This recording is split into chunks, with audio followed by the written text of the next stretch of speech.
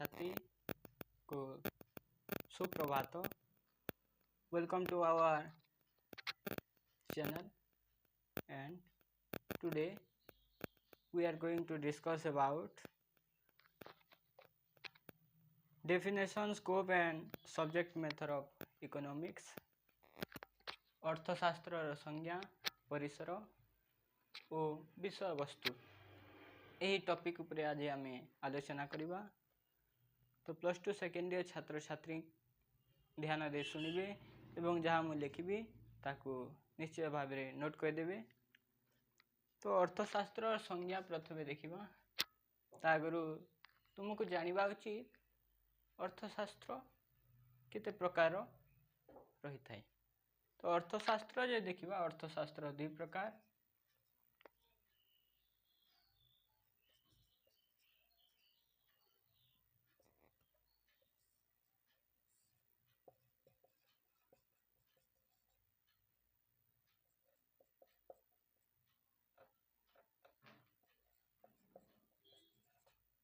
अर्थनीति दुई प्रकार होछि, गोटे होछि व्यष्टि अर्थनीति और अन्यटी होछि समष्टि अर्थनीति। व्यष्टि अर्थनीति कहले एक छोट यूनिट विषय शिक्षा लाभ करने को बुझाए, जेपरिक परिवार हेले, गोटे कंपनी हो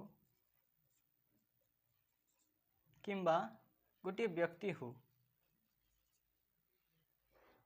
इत्यादि विषय जो अर्थनीति पढ़ा जाए ताकू व्यष्टि अर्थनीति बोली कहा जाए।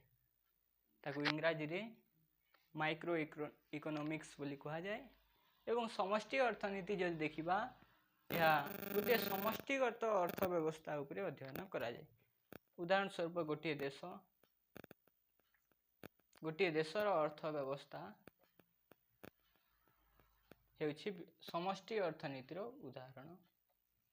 गोटे देशर जातीय आय, गोटे देशर मोट मुंड पिछा आय, गोटे देशर अन्यान्य जो अर्थनैतिक विषय रही ता समष्टि अर्थनीति रे अध्ययन करा जाए।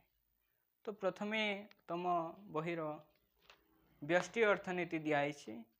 व्यष्टि अर्थनीति आम आरंभ करवा।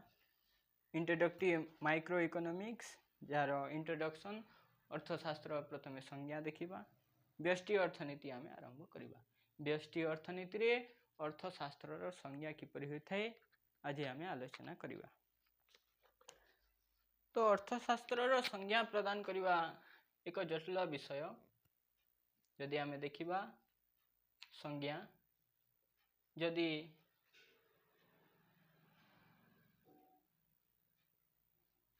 अर्थशास्त्र संज्ञा उपरे कहा जाए जे 7 जन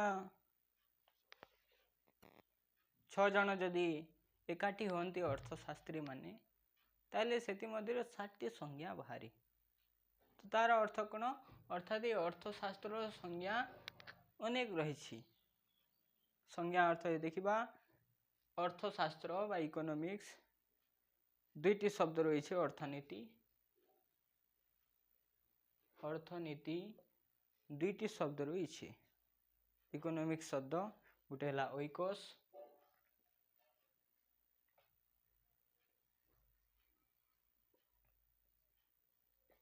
और अन्यटी है नेमीन। ओइकोस और नेमीन शब्दरू इकोनॉमिक्स बा अर्थनीति शब्दर उद्भव। ओइकोस अर्थ है गृह, तार अर्थ आज आम जानी नवा गृह 1 मार्क पड़ो। एवं नेमीर अर्थ है परिचालना।